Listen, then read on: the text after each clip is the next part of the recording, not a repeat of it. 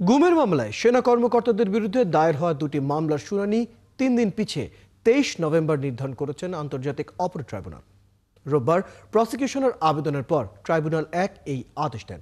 এদিকে একই ধরনের মামলায় বরখাস্ত হওয়া সেনা কর্মকর্তা জিয়াউল আহসানের বিরুদ্ধে তদন্ত শেষ করতে আরও ২ মাস সময় দেওয়া হয়েছে।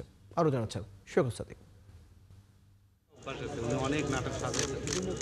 হাসিনার আমলে গুম খুনের ঘটনায় দায়ের হওয়া মামলায় এনটিএমসির সাবেক মহাপরিচালক বরখাস্ত সেনা কর্মকর্তা জিয়াউল আহসানের বিরুদ্ধে তদন্ত চলমান। এই মামলার শুনানিতে প্রসিকিউশনের পক্ষ থেকে বলা হয়, তদন্তের কাজ শেষ পর্যায়ে, চূড়ান্তভাবে শেষ করতে আরও ২ মাস সময় চাইলে ট্রাইব্যুনাল তা মঞ্জুর করেন।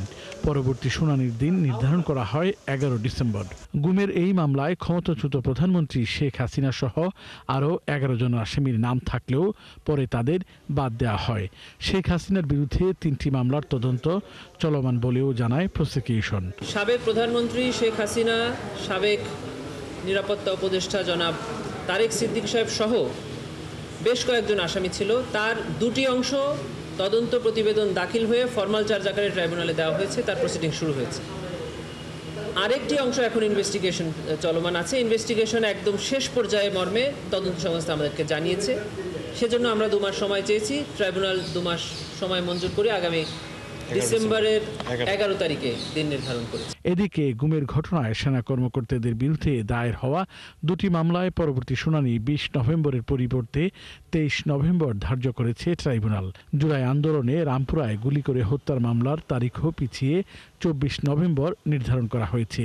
এই মামলায় গ্রেপ্তার রয়েছে ২ সেনা কর্মকর্তা। প্রসিকিউশনের পক্ষ থেকে আজকে একটি আবেদন করে এই মামলার তারিখ পরিবর্তনের জন্য আমরা একটা প্রার্থনা করেছিলাম। সেই আবেদন মঞ্জুর হয়ে আগামী নভেম্বর মাসের ২৩ তারিখে ও ২টি মামলার পরবর্তী তারিখ নির্ধারণ করা হয়েছে। এদিকে ৫ আগস্ট চাংখারপুলে শহীদ আনাস সহ ৬ জন হত্যা মামলার সাক্ষ্য গ্রহণ চলমান রয়েছে। পরবর্তী শুনানি ২ নভেম্বর। সৈয়দ সাদিক, ৭১, ঢাকা।